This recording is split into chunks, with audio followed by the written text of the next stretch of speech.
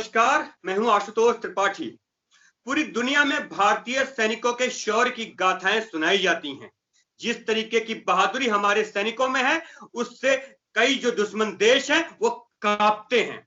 जो कारगिल की लड़ाई थी, उसमें हमारे सैनिकों ने जोश, साहस और जो बहादुरी का परिचय दिया था कि पाकिस्तान के छक्के छुड़ा दिए थे। और जिस पोस्ट पर कारगिल की जिस पोस्ट पर पाकिस्तान ने कब्जा किया था, उसे वहां से धूल चटाते हुए भगा दिया था। बड़ी संख्या में उनके सैनिकों को मार गिराया था और कारगिल दिवस, कारगिल विजय प्राप्त की थी। जी हाँ, आज वही कारगिल विजय दिवस है और हमारे साथ कुछ उस समय की शौर्य गाथा को शेयर करने के लिए जुड़ रहे हैं लेफ्टिनेंट जनरल एम वालिया जी। वालिया जी, आपका बहुत बहुत स्वागत है। धन्यवाद।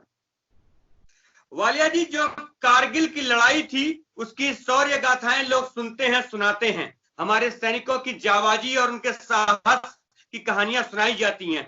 किस तरीके से कारगिल की लड़ाई में हम लोगों ने विजय प्राप्त की थी और किस तरीके से वहां एक लड़ाई हुई थी, कुछ उस तरीके की अगर शौर्य गाथा को शेयर कर पाए आप तो कृपया उसे कीजिए। बहुत बहुत आपका शुक्रिया, खासतौर से पंजाब केसरी, जिन्होंने मुझे काबिल समझा कि मैं कुछ आपसे बातें करूं। आज मैं बहुत गौरव का अनुभव कर रहा हूं कि मैं एक पैदल सैनिक हूं, इन्फेंट्री जो बोलते हैं, और हमारे इन्फेंट्रीमैन ने जो वहां कर दिखाया दुनिया को, सच पूछे तो मैं भी विश्वास नहीं कर सकता जब ये युद्ध हो रहा था जी। कैसे इसको पाकिस्तान की फौज जो 18, 19, 17 हजार की चोटियों में आके बैठ गई है, उनको किस प्रकार वहां से खदेड़ेंगे। तो मैंने सोचा था इम्पॉसिबल है, ये तो हमारा कारगिल का एरिया जो पाकिस्तान ने कैप्चर कर लिया। और उसमें वो जो पाकिस्तान की फौजें थी, एक बहुत काबिल जनरल, काबिल बोलो या कुछ ज्यादा जरूरत से ज्यादा होशियार जनरल था मुशर्रफ, उसका काम, उसको मैं पर्सनली जानता हूँ क्योंकि मैंने भी इंग्लैंड में वही कोर्स किया जो उन्होंने, बहुत जूनियर थे मेरे से, लेकिन मैं जानता हूँ कि वो बहुत काबिल जनरल थे। तो थोड़ा सा मैं ये बताऊं कि हुआ कैसे ये कारगिल, को ये शायद नहीं मालूम होगा।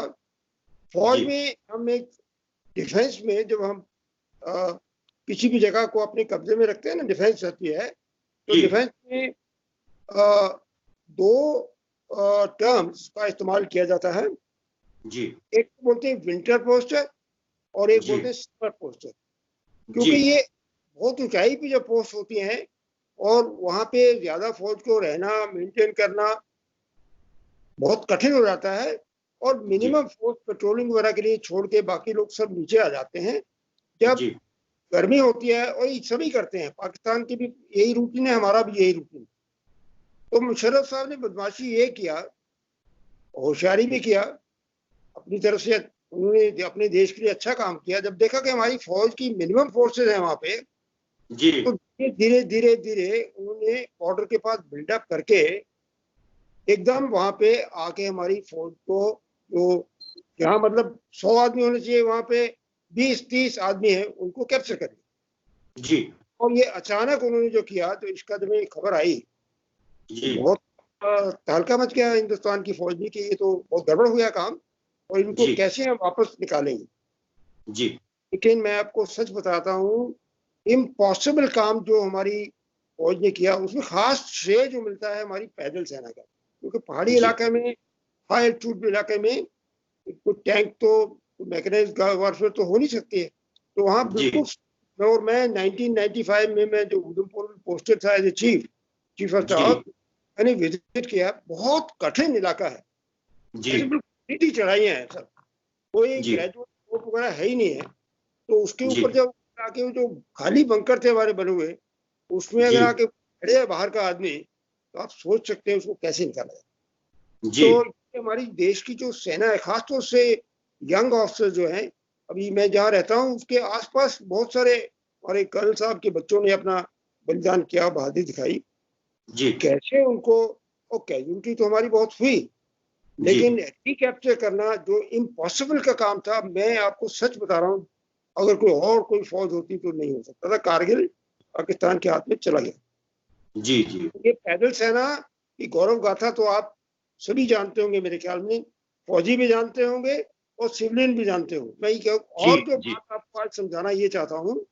जी कि हमारे इस युद्ध की सफलता में, विजय में आर्टिलरी, इसको पुराने जमाने में हिंदी भाषा में तोपखाना बोलते, आर्टिलरी जो मतलब वो आर्टिलरी के खास बोफोर्स गन, बोफोर्स का तो नाम है, उन्होंने पिन पॉइंट टारगेट को देखकर जो उनके ऊपर फायर किया गाइडेड मिसाइल से, और वो जो उनको मतलब आमतौर पे आर्टिलरी का फायर होता है, पिन पॉइंट नहीं हो सकता। ये बोफोर्स की गन ने जो कमाल किया, हमारे गनर्स ने जो चमत्कार किया, वो इन्फेंट्री के सपोर्ट में बिल्कुल इसमें यूनिक है, कोई बराबरी की बात नहीं। तो ये युद्ध में इन्फेंट्री और आर्टिलरी यानी पैदल सेना और तोपखाने वालों मिलके जो हमारे को ये विजय, एक बड़ी अद्भुत विजय, मतलब जिसको कोई सोच नहीं सकता ये विजय हो सकती है, ऐसी तरह। एयरफोर्स का भी बहुत रोल था, लेकिन जो जमीन को, बंकरों को खाली करना, पकड़ना, वो तो इन्फेंट्री का रोल है। तो हमारे जो यंग ऑफिसर्स हैं, हमारे रेशियो जवान हैं, उनकी लीडरशिप, उसके ऊपर के भी लीडरशिप है, बहादुरी तो है ही है, लेकिन लीडरशिप तो ऊपर से चीफ साहब से लेके नीचे तक सब प्रोवाइड करते हैं। तो आज का है हमें उन सब बहादुरों को, जिन्होंने अपने देश की रक्षा के लिए, अपने देश को इज्जत देने के लिए, अपनी जान देने के लिए एक पल भर भी झपके नहीं, उन सबको सलाम करने का दिन है। आप सब मिलके, हमारी पैदल सेना की, इन्फेंट्री की सेना जो थी और आर्टिलरी वाले थे, उन्होंने कैसे लिबरेट किया। और ये फिर मैं आपको इसलिए ये कहानी आज दोहरा रहा हूँ कि अगर किसी ने ऐसा कुछ काम किया जैसा पाकिस्तान ने किया किसी और इलाके में, आप जानते हैं कहाँ की बात कर रहा हूँ, तो इतनी मार पड़ेगी तो भूलेंगे नहीं, क्योंकि हमारी इन्फेंट्री खा जाएगी उनको। और हमारे पास आर्टिलरी और तोपखाना बहुत जबरदस्त है। वो तो बोफोर्स की बात है, अभी जो हमारे पास एयरफोर्स है और अभी हमारे पास जो आर्टिलरी है, वो तो बुरी हाल कर देगी। इसलिए किसी को हिंदुस्तान की फौज के खिलाफ, हिंदुस्तान के खिलाफ अगर बुरी नजर से देखा तो आंख भी जाएंगी, जहाँ आंख है वो सब चला जाएगा। तो मैं फिर सलूट करता हूँ अपने देशवासियों, भारतीय सेना को नमन करता हूँ। आप सब मेरे साथ मिलके एक दफा जोर से बोलिए, जय हिंद। जय हिंद, जय हिंद। अच्छा वालिया जी, जिस तरीके से आज कारगिल विजय दिवस है और हम लोग शौर्य गाथा की बात कर रहे हैं, कुछ जो कारगिल का वार हुआ था उसको लेके भी बात करना चाहेंगे। काफी लोग जानना भी चाहेंगे, समझना भी चाहेंगे किस तरीके से आपने, चूंकि समर पोस्चर और विंटर पोस्चर की बात की, किस तरीके से पाकिस्तान के सैनिक हमारी कारगिल की पोस्ट पे आ गए थे और कैसे हमें जानकारी मिली थी और किस तरीके से फिर हम लोगों ने इस पोस्ट को वापस अपने कब्जे में लिया। वहां पे पहाड़ी इलाके में बहुत ऊंचाई में भी वहां पे लोकल जो लोग होते हैं, बकरवाल बोलते हैं, तो बकरवाल वो अपनी बकरियों को विंटर में, समर में सब थोड़ा बहुत घुमाते रहते हैं जी। तो वो दोनों तरफ को खबरें देते हैं, हिंदुस्तान को भी देते हैं, पाकिस्तान को। धीरे धीरे हर साल ये पाकिस्तानियों को खबर देते थे कि हिंदुस्तान की फौज बहुत कम होती है, लेकिन वो बॉर्डर क्रॉस करके ऐसे युद्ध में कोई करना ही नहीं चाहता। लेकिन ये मुशर्रफ साहब ने बदमाशी किया, आपको मालूम है उस समय। तो ये खबर जो है वो वहां से मिली, और हमें भी थोड़ी खबर बकर वालों से मिली, लेकिन हमें तो खबर मिलनी ही मिली थी जब हमारी जो पोस्ट को कैप्चर हो गए, हमारे जवान जो डिफेंस में बैठे थे, जब वो शहीद हो गए उनका तो मैसेज आएगा, फिर हमने उसके ऊपर अटैक करके उनको वहां से निकाला। तो ये खबर शुरू में तो बकरवाल जो है वो बकरियां चराने वाले, उनसे मिली।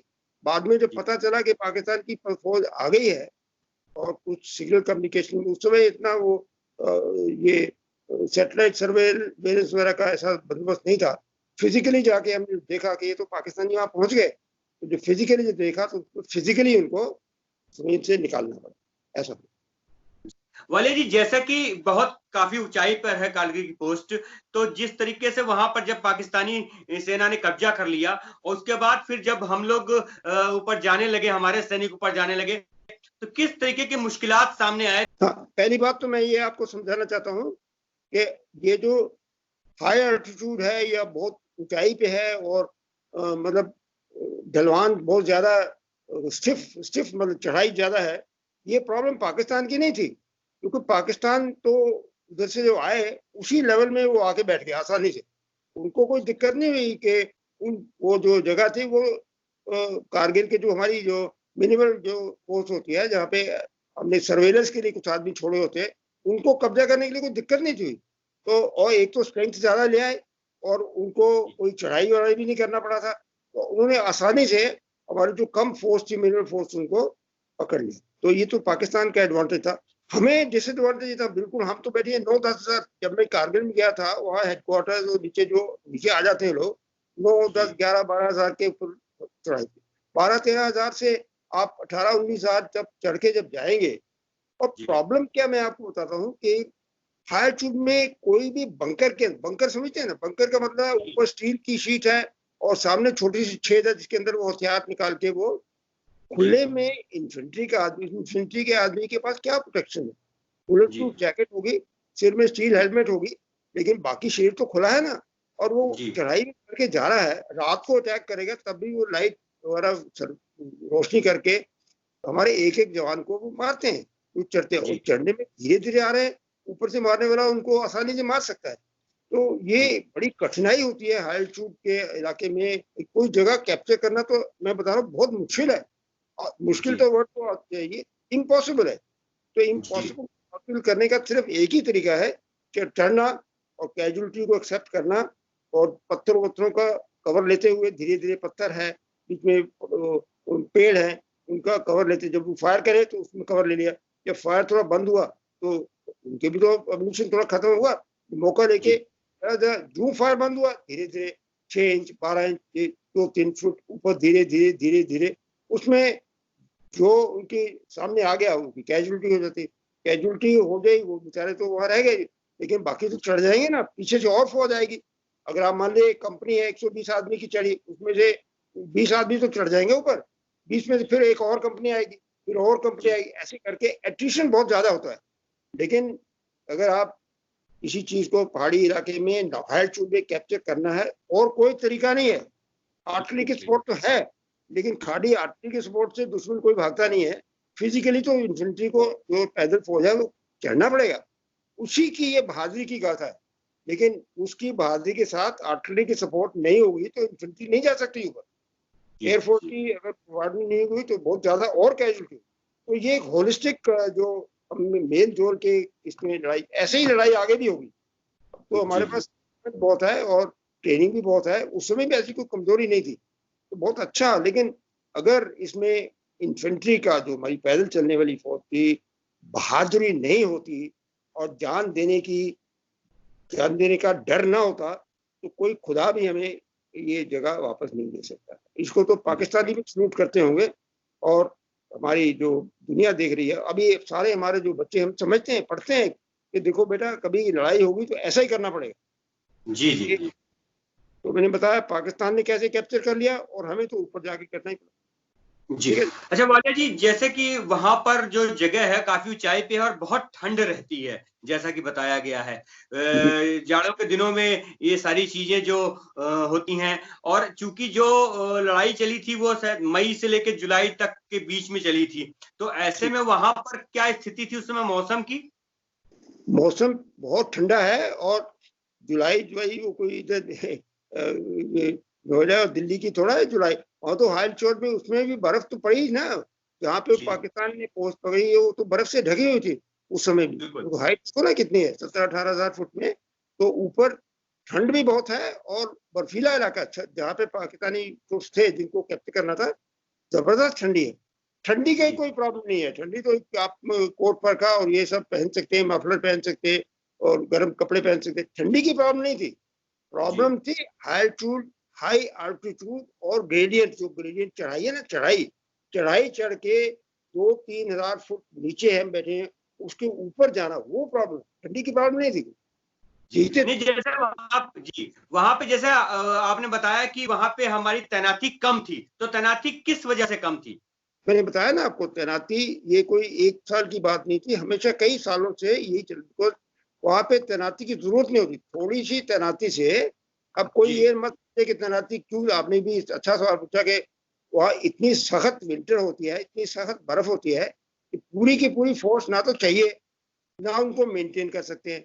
तो वो बहुत किसी भी जगह में नहीं होता है, ये हमेशा सभी जगह में, पूरे JNK में और सभी पाकिस्तानी भी ऐसे ही करते, सब करते कि विंटर पोस्टर होता है और विंटर और समर पोस्टर में दोनों एक ही फोर्स लेवल नहीं रख सकते, उनको बहुत कठिनाई होगी। और हमें कभी सोचा नहीं था कि पाकिस्तान इंटरनेशनल बॉर्डर को क्रॉस करके धोखाधड़ी से कोई नहीं करता, कोई देश थोड़ी करता है, तो हमें मिनिमम फोर्सेस सर्वेलेंस मतलब देखने के लिए कि कोई आ ना जाए ऐसा रखा। लेकिन एक एक इंच के ऊपर तो नहीं देख सकते ना, कोई जगह जो खाली थी रात के अंधेरे में धीरे धीरे एक दिन में थोड़ी बिल्ड करके उन्होंने कैप्चर, पहले तो उन्होंने खाली पोस्ट ऑक्युपाई करी, फिर जहाँ पे हमारे सोल्जर थे उनको अटैक करके वो कैप्चर किया। तो ये कहानी है। तो समर पोस्टर आप जो कह रहे हैं ना कि वो कम क्यों किया, कम इसलिए किया कि उनको पूरी फोर्स को मेंटेन करना बहुत कठिन है और उसके अलावा बहुत जरूरत भी नहीं होती है, थोड़े से फोर्स से काम चल जाता है। जी, समर और विंटर की जो बात करते हैं कि समर में डिप्लॉयमेंट अलग होता है और विंटर में अलग होता है, तो विंटर इन द सेंस कि नवंबर दिसंबर की ही बातचीत की जाती है। क्या कारगिल जो पोस्ट कब्जा की गई थी पाकिस्तान की तरफ से, उस समय नवंबर से ही वो लोग ट्राई कर रहे थे क्या? बिल्कुल बिल्कुल विंटर में कैप्चर कर लिया था। तो हमने धीरे धीरे प्लान बनाया ना उसको, उनको निकालने के लिए एकदम आगे, वो भी उन्होंने धीरे धीरे आके विंटर में कंसोलिडेट कर लिया था, समर में नहीं। तो विंटर में तो थे नहीं हम, अगर समर में होते तो समर को आ ही नहीं सकते थे किसी तरह। अभी क्या आपको लग रहा है कि चाइना और भारत के बीच में जो थोड़ा सा इस समय चीजें थोड़ी सी अभी रुकी हुई हैं, तो क्या ये किसी तरीके के बड़े खतरे का भी एक संकेत है? देखिए, खतरे के ये हम आंख तो अपनी बंद नहीं कर सकते, लेकिन अगर रैशनली बुद्धिमत्ता से सोचा जाए कि आज की युग में कोई महामूर्ख होगा जो युद्ध एक ऑप्शन समझेगा कोई भी प्रॉब्लम को सॉल्व करने के लिए। आपको मालूम है ये टेरिटोरियल प्रॉब्लम नहीं है खाली, जो चाइना की और इंडिया की जो प्रॉब्लम है, ऐसा लगता है कि वो टेरिटरी की है, वो टेरिटरी को और थोड़ा किलोमीटर 10 किलोमीटर 5 किलोमीटर और आ जाएगा तो वो कोई बड़ी बात नहीं है। बात ये है कि वो दुनिया को दिखाना चाहता है कि हमारे जैसा, वो हमारे पास फौज है, हमारे पास पैसा है, हमारे पास ताकत है, हम वर्ल्ड पावर बन सकते हैं, दुनिया में हमारे जैसा कोई है नहीं। ये महामूर्खता है। चाइना बोलता है यही। तो मेरे ख्याल में आज के युग में वॉर की बात करना, वॉर मतलब फिजिकल ये जो फौजी की लड़ाई है, और तो होगी इकोनॉमिक फ्रंट में, वॉर होगी डिप्लोमेटिक फ्रंट में, वॉर होगी दूसरे सोशल फ्रंट में, तो वो तो वॉर होगी, वो ज्यादा खतरनाक है। तो ये जो है धक्कम धुक्की होगी थोड़ी सी, जैसे 20 आदमी हमारे मर गए, 40-50 उनके मर गए, 100-200 एक और कहीं हो गए, झटका ऐसी झड़प हो जाएगी, ये हो जाएगा, तो छोटा मोटा। लेकिन ये एक दफा शुरू हो जाए ना गोली चलना, तो गोली तो छोटी सी होती है, बड़ा बड़ा गोला चलेगा, बड़े गोले का बाप चलेगा, फिर क्या करोगे? तो इसलिए फिर अपने हाथ के बाहर हो जाती बात। तो कभी भी ये मेरे ख्याल में कोई बेवकूफ नहीं है किसी भी कंट्री में, ना चाइना में, ना इंडिया में, ना अमेरिका में, ना रशिया में, ना नॉर्थ कोरिया में, मूर्ख नहीं, लेकिन अपने आपको डरा रहे कि मैं ये कर दूंगा। करो भाई, कर दूंगा तो करो, करते क्यों नहीं? करते इसलिए नहीं है कि जो करेगा वो भी रहेगा नहीं है। इसलिए मेरे ख्याल में युद्ध तो वो फौज वाला नहीं युद्ध होगा, बाकी तरह के दूसरे एरिया में युद्ध चलता है, ऐसा।